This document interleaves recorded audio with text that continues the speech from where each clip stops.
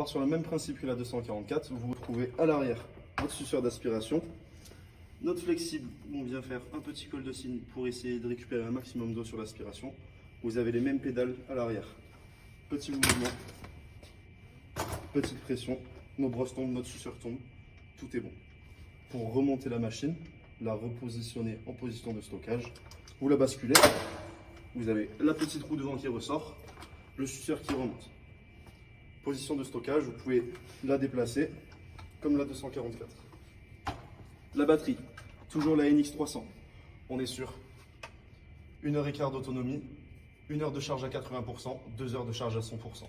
C'est la révolution de la machine. Elle se place comme ceci.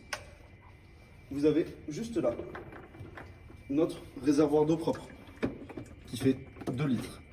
J'en ai mis à peu près la moitié. Et vous avez au-dessus notre réservoir d'eau sale qui fait 2,5 litres. Le capuchon, une petite balle de ping-pong qui sert de témoin.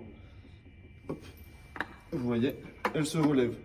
Si votre réservoir d'eau propre est complètement vide, vous avez le réservoir d'eau sale qui est presque vide, la balle vient se lever, c'est un témoin d'indication, il faut vidanger. Pour vidanger, c'est plus simple, je peux laisser la machine ici, j'enlève mon réservoir d'eau propre, je vais directement aux toilettes, je verse et c'est terminé. Pour la faire travailler, je viens fixer mon réservoir au-dessus. Le plus important, c'est notre capuchon. Il est un peu compliqué à mettre quand la machine est neuve. Je viens fixer correctement. Il faut que j'ai une bonne dépressurisation. Excusez-moi pour le terme. C'est le plus important. C'est grâce à ça que vous allez avoir une bonne aspiration. Pour la mettre en route, pression, pression.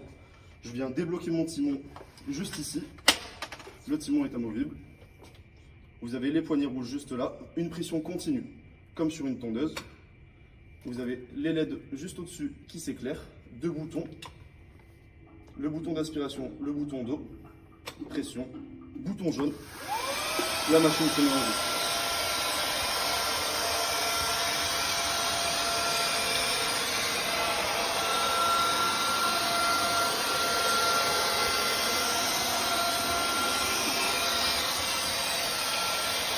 Vous pouvez également faire uniquement du détrempage.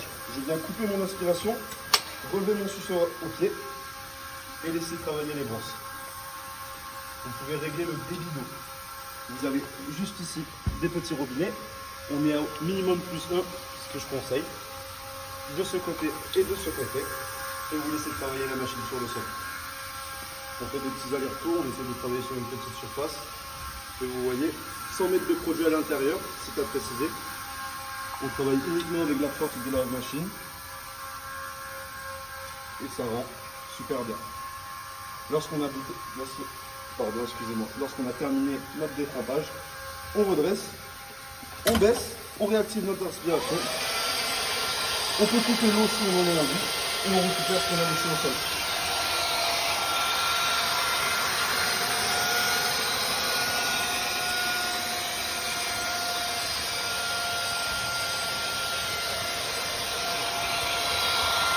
On vient complètement récupérer tout ce qu'on a laissé. Lorsqu'on a terminé d'utiliser la machine, on relâche la poignée, on bloque la machine avec le petit bouton rouge qu'on a juste là, on la bascule en arrière et on peut avancer pour récupérer le reste d'eau qu'on a au sol. Vous avez une temporisation de 10 secondes pour l'aspiration.